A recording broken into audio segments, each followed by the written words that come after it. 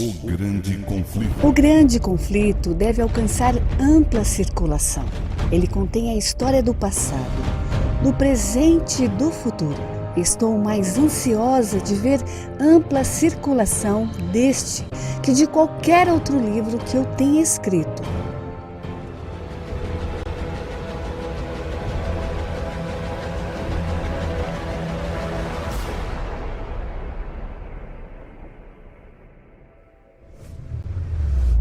Olá, meus amigos.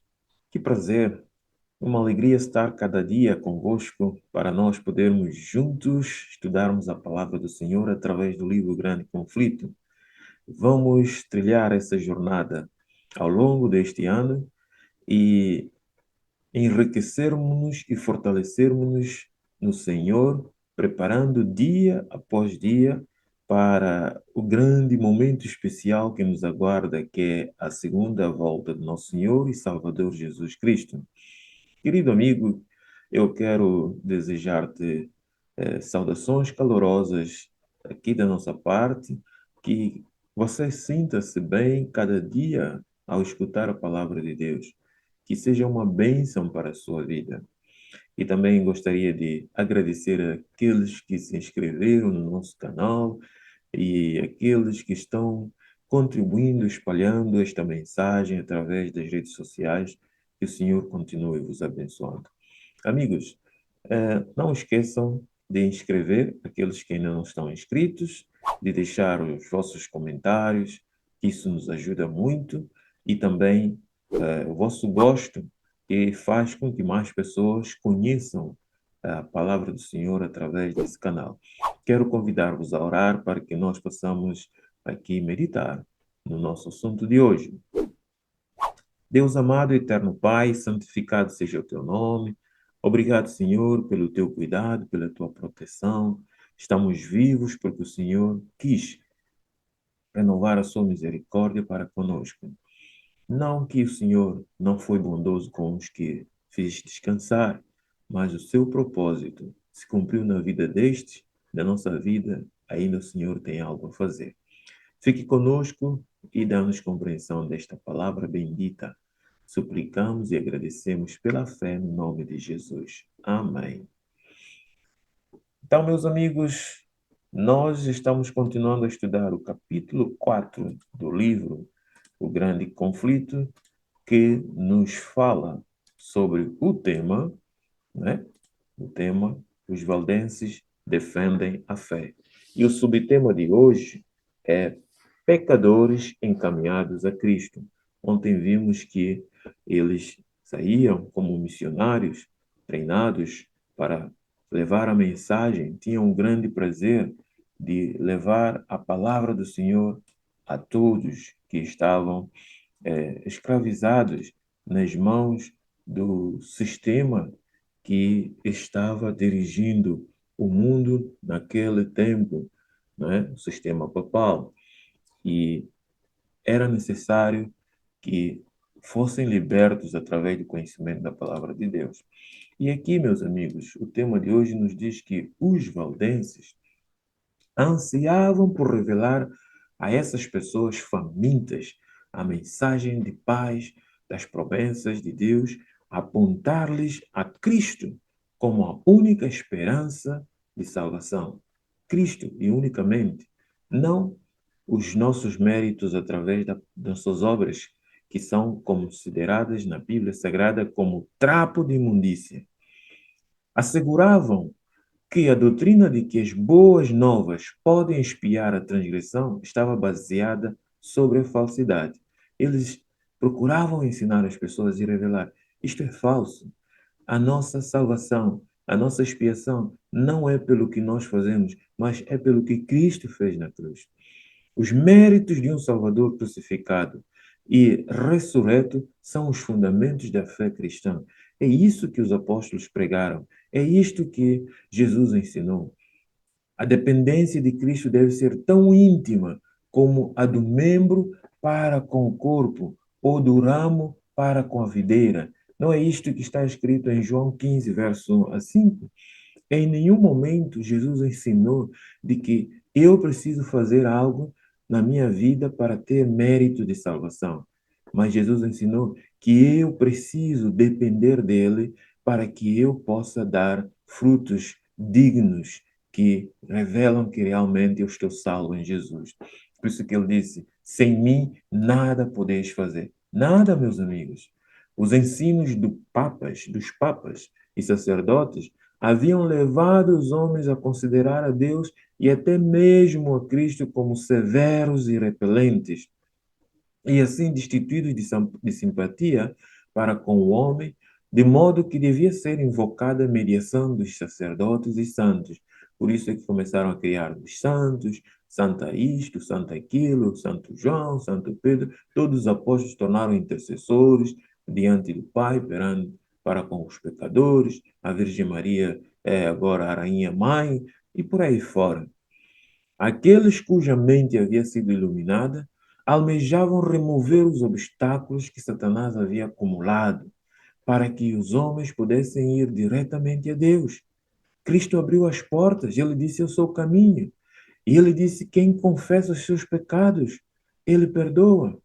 Então, os valdenses trabalhavam no sentido de levar as pessoas, né, a confessar os seus pecados e obter perdão e paz unicamente por meio de Cristo. O missionário valdense citava com cautela as porções cuidadosamente copiadas das Escrituras, né? É preciso também nós termos cautelas, porque o inimigo está à espera apenas de uma frase, de uma palavra, que é para ele distorcer todo o sentido da verdade. Assim, meus amigos, a luz da verdade penetrava muitos corações obscurecidos, até que o sol da justiça resplandecesse no coração, trazendo saúde em seus raios, saúde espiritual, saúde física, porque as vidas das pessoas mudavam. Muitas vezes o ouvinte desejava que alguma porção das Escrituras fosse repetida, como se quisesse assegurar de que ouvira corretamente. As pessoas tinham anseio, tinham fome, tinham desejo, e quando elas ouviam da palavra de Deus, elas queriam continuar a ouvir para ter a certeza de que era isto mesmo. Muitos viam que quão vã é a mediação de homens em favor do pecador. O que é que você pode fazer por um pecador? Unicamente mostrar-lhe Cristo. E quando encontravam Cristo, exclamavam com regozijo: Cristo é o meu sacerdote, seu sangue é o meu sacrifício, seu altar é o meu confessionário. Não preciso de nenhum confessionário dentro da igreja, onde eu entro e tem alguém que está ouvindo tudo que eu fiz e que não fiz. É Cristo. O Senhor nos aconselhou: entra no seu quarto e ora, que o teu Pai há de te ouvir. É? 1 de João 1,9: confessando os vossos pecados, ele é fiel e justo para vos perdoar. Meus amigos, tão grande era a inundação de luz que lhes sobrevinha, que pareciam transportados ao céu. Sim, isto é verdade. Quando nós recebemos o Evangelho com um coração humilde, a palavra do Senhor nos leva mais próximo do céu. Bania-se todo o temor da morte. As pessoas já não tinham medo de morrer pelo Evangelho, pela verdade, pela salvação que já alcançaram em Jesus. Podiam agora desejar a prisão se desse modo honrasse o seu Redentor. A palavra de Deus era apresentada e lida em lugares ocultos, algumas vezes a uma única pessoa, outras vezes a um pequeno grupo que anelava a luz. Por quê? Porque havia oposição, havia aqueles que estavam contra a palavra de Deus. Satanás estava rugindo como leão, procurando a quem possa tragar. Era preciso cautela, mas isto não fazia com que eles não fossem avante. A miúde à noite, toda era passada desta maneira, né? Ouvindo a palavra de Deus, estudando ao longo de toda a noite. Era comum se preferirem palavras como estas. Muitas vezes as pessoas tão contritas no seu coração questionavam: Deus aceitará a minha oferta? Ele sorrirá para mim? Ele me perdoará? Então, os obreiros do Senhor liam a resposta de Jesus em Mateus 11:28. Vinde a mim, todos os que estáis cansados e sobrecarregados, e eu vos aliviarei. Ah, meus amigos, que promessa! Nós andamos cansados e fatigados dos nossos pecados, e às vezes Satanás quer que nós olhemos e fixemos os nossos olhos no nosso pecado. Quando Jesus está oferecendo, nos aliviar desta carga maldita que estamos carregando. Essas pessoas voltavam felizes para casa a fim de difundir a luz para repetir aos outros, tão bem quanto podiam, sua nova experiência. Haviam encontrado o caminho verdadeiro e vivo. As Escrituras falavam aos corações dos que anelavam pela verdade. O mensageiro da verdade prosseguia em seu caminho, porque há tarefa a ser feita. Tem muitas vezes nós ficamos colados num determinado lugar, esquecendo que devemos avançar. Depois de pregarmos o Evangelho, deixarmos as pessoas saciadas, devemos avançar. Em muitos casos, os ouvintes não lhe perguntavam de onde viera ou para onde iriam.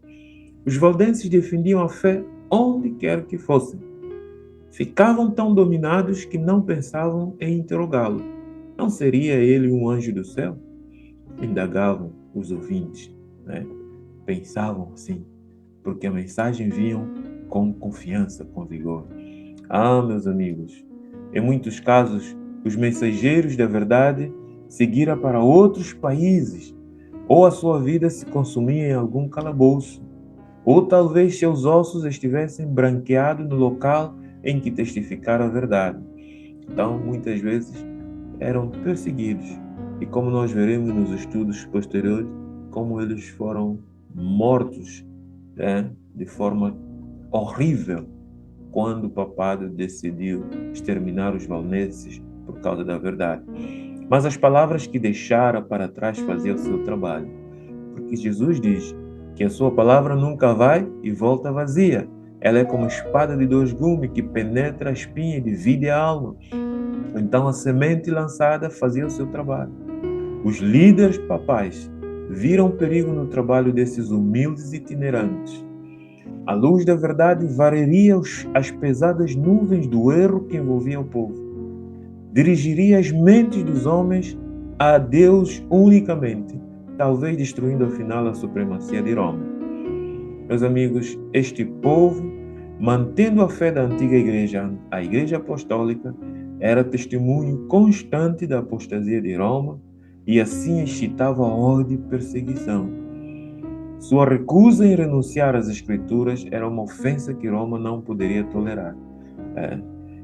Roma não poderia tolerar esta recusa que os valdenses punham ou tinham no seu coração. Não, unicamente as Escrituras. Será que hoje nós estamos preparados para sermos assim como os valdenses?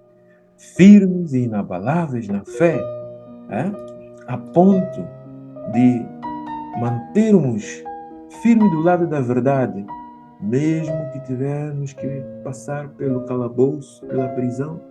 Os dias estão chegando em que nós teremos, meus amigos, que definir a nossa vida, definir de que lado nós teremos que estar.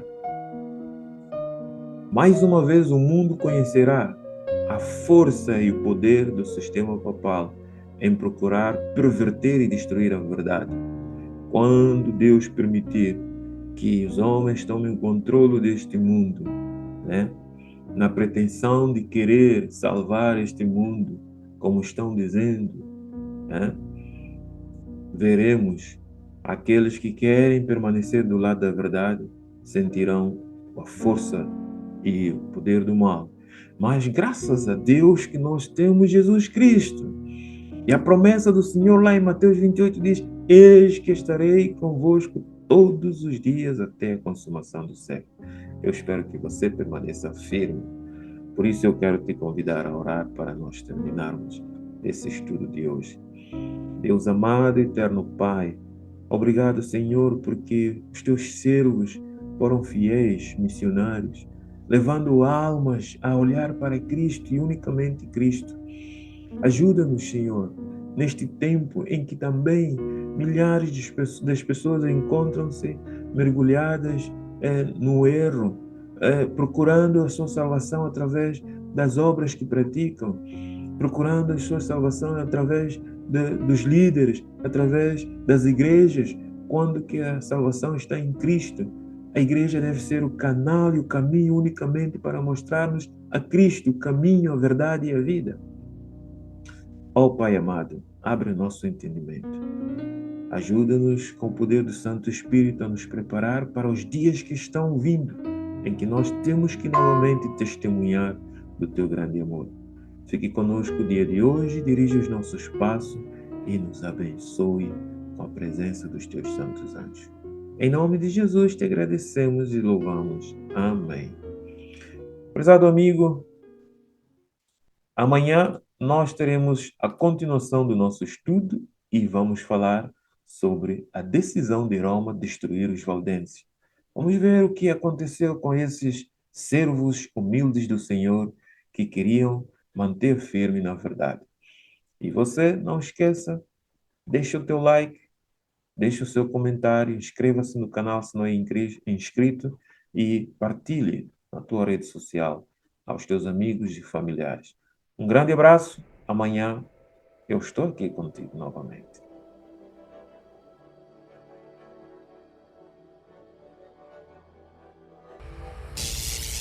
O grande conflito. O grande conflito deve alcançar ampla circulação.